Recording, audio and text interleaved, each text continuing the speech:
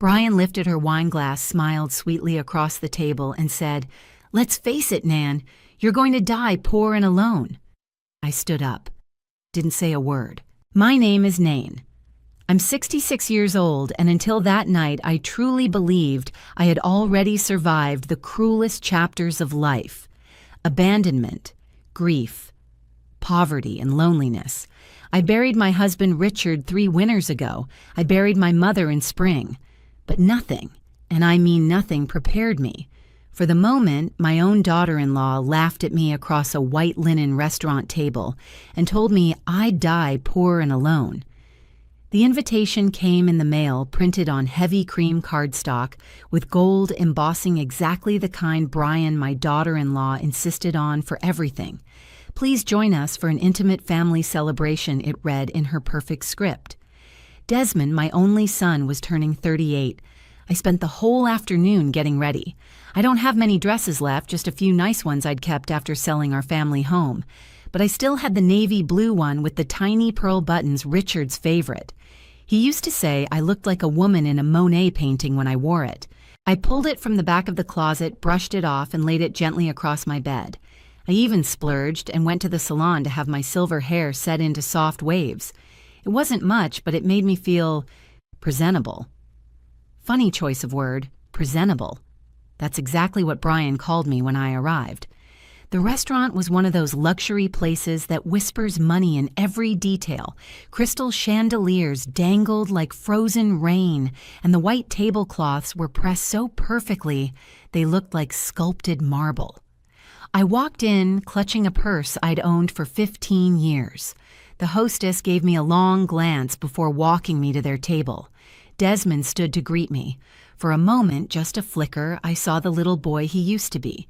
The boy who ran into my arms after school, who clung to me during thunderstorms. "Happy birthday, sweetheart," I said and hugged him.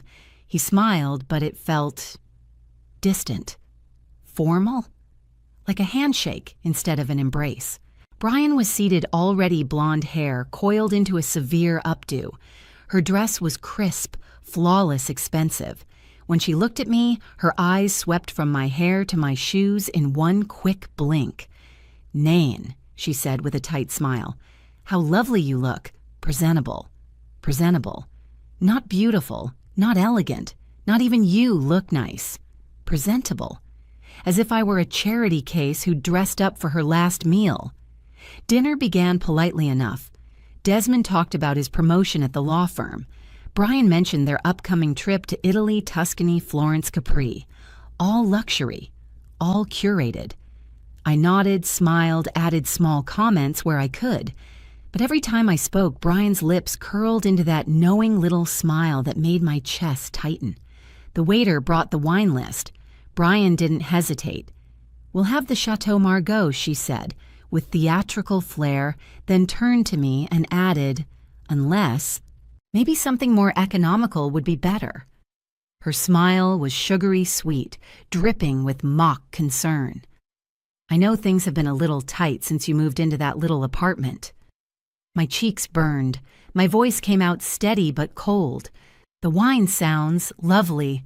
I didn't want to cause a scene, not tonight." But Brian wasn't done. She asked about my living situation. I mentioned that I was volunteering part-time at the community center, and she actually laughed. "Oh, that's adorable," she said. "Bingo with the other lonely old ladies. That must be so fulfilling for you." Desmond didn't say a word. He just sliced his steak and kept his eyes on the plate. I tried to redirect the conversation, talk about the neighborhood, ask about their dog, something, anything. But Brian wasn't interested in small talk. She kept steering the conversation back to money success, their future children, their recent renovations. I felt smaller and smaller with each passing minute, as if the chair beneath me were sinking into the polished floor. When Brian excused herself to go to the restroom, I saw my chance. I reached across the table and touched Desmond's hand. "Honey," I said gently, "is everything okay?" He pulled his hand away. "Mom," he began, "about your living situation. We're a little concerned." I blinked. Concerned. Well, Brian and I were talking, and maybe it's time to consider other options. Other options. My voice was a whisper. He looked nervous. You know, something safer. A facility, maybe. Assisted living. Somewhere you wouldn't be alone. Brian returned just in time to catch the tail end of the conversation. She sat down, folded her napkin into her lap, and said, "We were just talking about how worried we are. I told Desmond that it's not sustainable you living in that tiny apartment eating canned soup volunteering just to have somewhere to go during the day. It's honestly quite sad." I opened my mouth, but no words came out. Brian took a long sip of wine, then set the glass down, looked me dead in the eyes, and delivered the final blow. I mean, let's face it, you're gonna die poor and alone anyway. Wouldn't it be better to do so with some dignity? I turned to Desmond, my son, my only child, the boy I'd raised alone after his father left, the boy I'd worked night shifts to feed, whose college I paid for by skipping meals and birthdays and anniversaries. He said nothing, just stared at his plate, so I stood up and walked out. I didn't slam the door. I didn't cry in the parking lot. I just walked. Through the pristine lobby, past the hostess who gave me a puzzled look, and out into the cold night air. My heels clicked on the pavement as I moved, not with purpose, not with destination, but with clarity. The kind of clarity that doesn't come from rage or pride or shock. The kind that comes when you realize a truth so plain it strips your bones bare. They didn't see me. Not as a mother, not as a woman, not even as a person. Desmond didn't run after me this time, not right away. I had already reached my car when the restaurant door opened. "Mom, wait," I stopped. My hand was on the door handle, the cold metal stinging against my palm. "Brian didn't mean it like that," he said, breathless. I turned slowly. "Didn't she? She's worried. About you." "Worried?" I repeated. "Is that what that was? Concern?" He looked away like a boy caught in a lie. "It's hard for her to see people not living up to their potential. My potential," I said the words tasting like ash, "to do what Desmond applauded while she dismantles the last pieces of my dignity." He opened his mouth, closed it. "You didn't defend me," I said quietly. "I didn't want to cause a scene," he offered weakly. But the scene had already happened, just not the one he feared. The real scene was inside my heart, a collapse so quiet, so complete, that even I hadn't realized it until that moment. "I'll be fine," I said, getting into my car. "Mom, come on, don't be dramatic." "I'm not," I said. "I'm done." And I drove home in silence, through bright city lights and into the quiet stillness of my modest apartment. I unlocked the door and stepped inside, greeted by stillness and the scent of lavender from a candle I'd forgotten to snuff out. I sat in Richard's old recliner, the one with a worn patch on the armrest where he used to drum his fingers while reading the paper. I looked around the apartment. Sparse, but clean. Small, but mine. I cried. Not because I was humiliated, not even because I was angry. I cried because I had believed, truly believed, that if I just loved them hard enough, they'd see me, that if I made myself smaller, simpler, quieter, they'd finally let me belong. But the only thing people like Brian respect is power. And I had it. I had it all along. I just never used it. The next morning, I woke up early. The sun hadn't even risen. I made a pot of strong coffee, the kind Richard used to drink, and sat at the kitchen table surrounded by paper. My bank statements, my property titles, my portfolio summary. I was not poor, not by any stretch.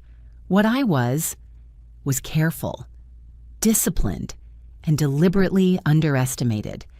Richard had been brilliant with money. Long before it was trendy, he had invested in companies like Apple and Amazon, real estate in neighborhoods that gentrified, government bonds with generous yields. And when he passed, he left it all to me. His will was handwritten and notarized, simple, direct. "Take care of yourself, Nain," it said. "You always took care of me." And I had. I had worked double shifts during Desmond's childhood just so he could go to a better school. I skipped vacations and holidays to keep food on the table. I wore thrifted clothes so he could wear brand names without knowing the sacrifice. And now at 66, I realized that all I had built in silence had been completely invisible to the people I loved most, but not anymore. I picked up my phone and dialed a number I hadn't called in nearly a year. Chen Law Office, this is Marisol. Hi, this is Nain Winters. I need to speak to Margaret. It's urgent. One moment, please. There was hold music. Something soft. Classical. Then Nain Margaret Chen said warmly, "It's been too long." "How are you ready?" I said. She paused. "Ready for what?" "To make some changes." I heard the rustle of papers on her end. "To your will, yes. Effective immediately. I want my son removed, entirely. And his wife is never to be a beneficiary of anything I own. That's a big decision. Are you sure I'm certain?" There was silence on the line. Then, "All right. We'll start with a full estate revision. Any idea where you want the assets redirected?" I had thought about that. A lot. About the kind of people who deserved what I had to give. "There's a nonprofit," I said. "Silver Connections. They help elderly folks who've been abandoned by their families. Housing, social activities, end-of-life support. I want everything to go to them. Everything, everything. The house I haven't bought yet, the properties, the investments. I want to build something permanent, something that outlives me." Margaret was quiet for a moment, then said, "I'll draw up the documents. Can you come in this week? I'll be there this afternoon." After I hung up, I sat still for a long moment. The heater hummed gently in the background. A bus rolled past outside. Then I stood. I walked to my bedroom and opened the closet. Most of my clothes were practical sweaters, slacks, a few dresses. But near the back behind a garment bag was the black Chanel suit I hadn't worn in over a decade. The one I'd bought during my final year working as a financial analyst. Before I retired early to help Desmond through law school. I tried it on. It still fit. Then I called the salon. "Hi, Jenny. It's Nan. I'd like to come in for a real cut this time. Something sharp." There was a pause on the other end. Then Jenny laughed. "Girl, it's about time." And just like that, the woman I used to be stepped back into the light. The house wasn't in the brochures. It wasn't on Zillow or Redfin either, because it wasn't for the public.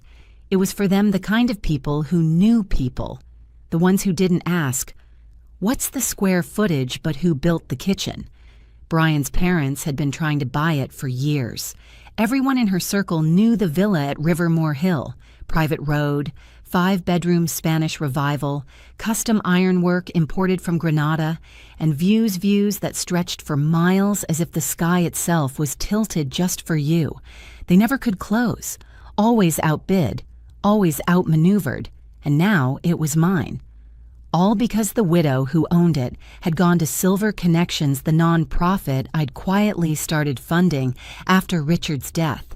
She remembered my name, remembered I'd once helped her carry groceries in the rain when she could barely walk.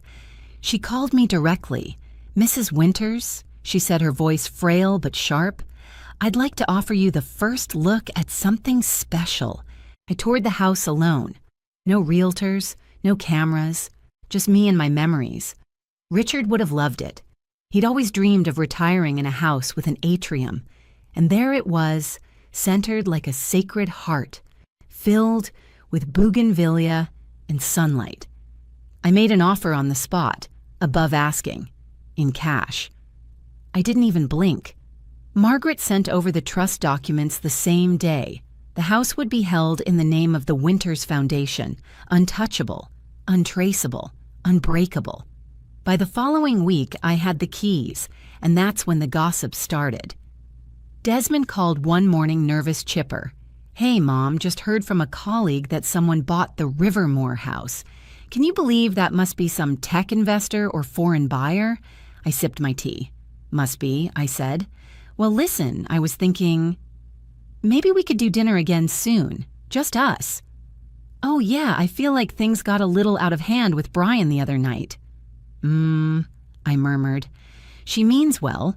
You know how intense she gets." "She gets what she wants," I corrected. He laughed nervously.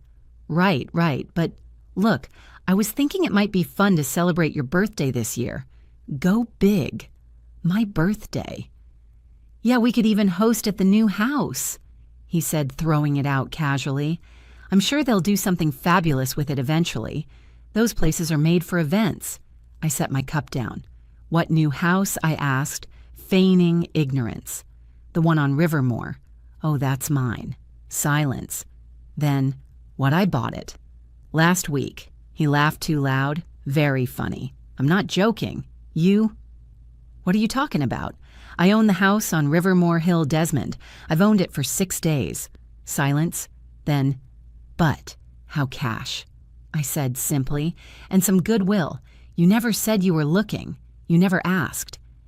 That's when the tone shifted, from shock to something colder, something calculating. Is this some kind of power move? I paused. Does it feel like one? He didn't answer.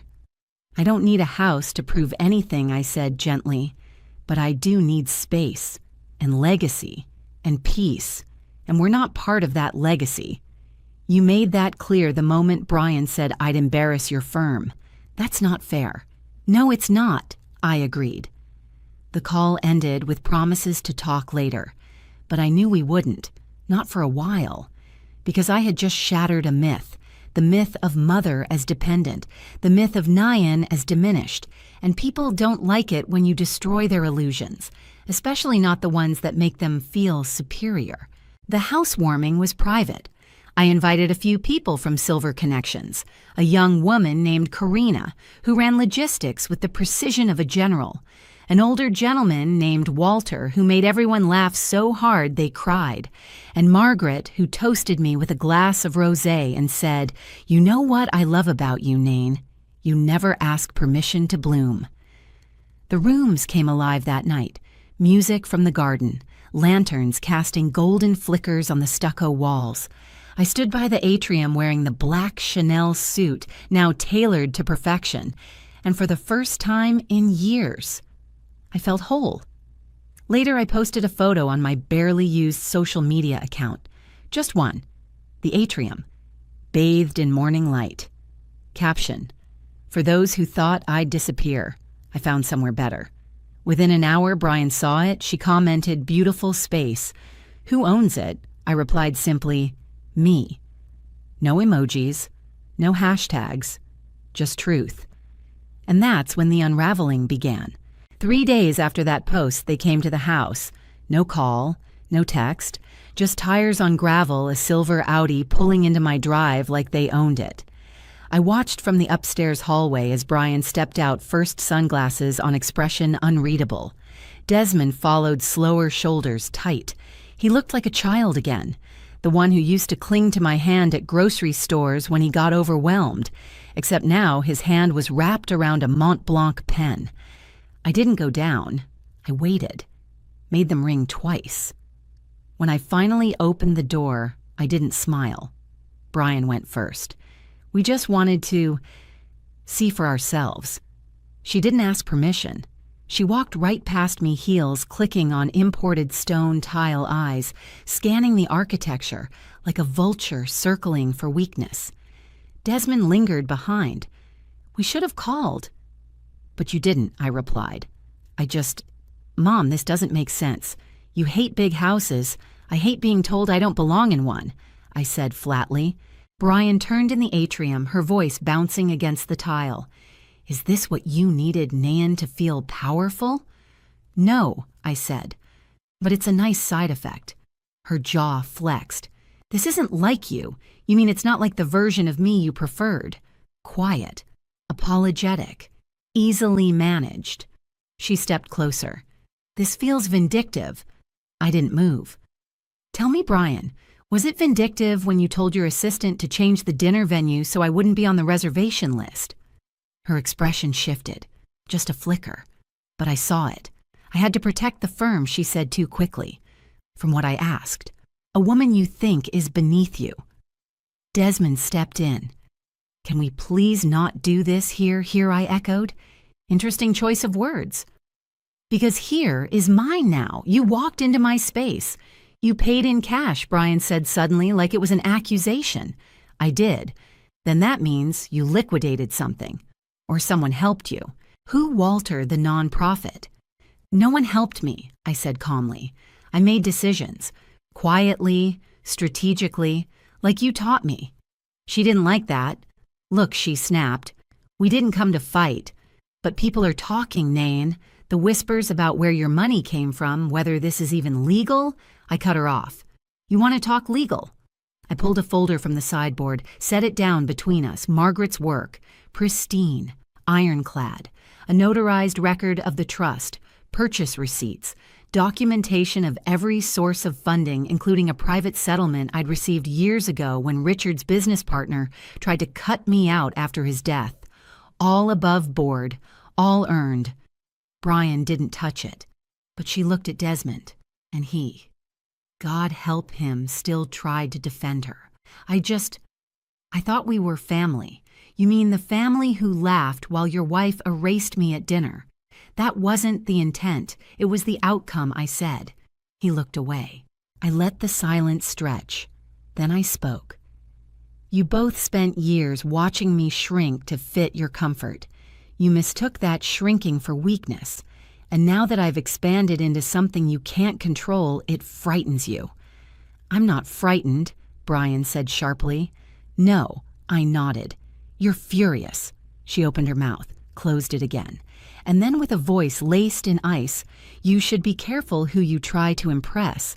This little show won't protect you when things fall apart. I tilted my head. I'm not performing Brian. I'm becoming. She stormed out. Desmond hesitated, his eyes begging for resolution, but I gave him none. He followed her to the car. They didn't look back. Later that evening, Margaret called. I assume they visited, yes. Did she threaten litigation? Not directly, but her tone carried the weight of entitlement. She's used to getting her way. Margaret sighed. Let me guess. She believes your success was somehow stolen from her. Of course, that's the narrative now, that I must have conned someone or manipulated. She'll try to twist the story. You're ready for that. I walked to the window, watched the sky shift to dusk over my garden. I'm not afraid of stories anymore, I said. I know who I am. That night, I posted again. A simple video, just me walking through the atrium barefoot holding a cup of tea. The caption read, There's a difference between silence and submission. One is peace. The other is fear. Guess which one I chose? It went viral, not because of Flash, but because people saw what they weren't supposed to. A woman unbothered, a mother unshaken, a widow undefeated. By the end of the week, the video had 48,000 views, then $100,000, then 1.2 million. I wasn't even in frame the entire time, just glimpses of my hand brushing the bougainvillea, my footsteps echoing in the atrium, my voice once. One comment read, This isn't just a house. This is peace. Another, she carries power like silk, smooth, quiet, untouchable. It reached the feeds of women in law elder advocacy groups, even architecture students who begged to tour the villa for study. I declined them all, not out of arrogance, but because I knew the difference now between public admiration and personal boundaries. The whispers changed. At Brian's firm, murmurs grew. An intern overheard a partner say, Her mother bought the Rivermore property, outright. Do you know how hard it is to even get a tour of that place? At a city fundraiser, one of Desmond's clients nudged him. Isn't that your mom in the video that's going around? She's got presence. Desmond smiled weakly. Brian clenched her jaw. But the real shift came the following Friday. I received an embossed invitation, heavy cardstock, wax seal, gold trim. The city was awarding community leaders in a new annual gala, the Founders of Future Award. And I was one of the honorees, nominated anonymously.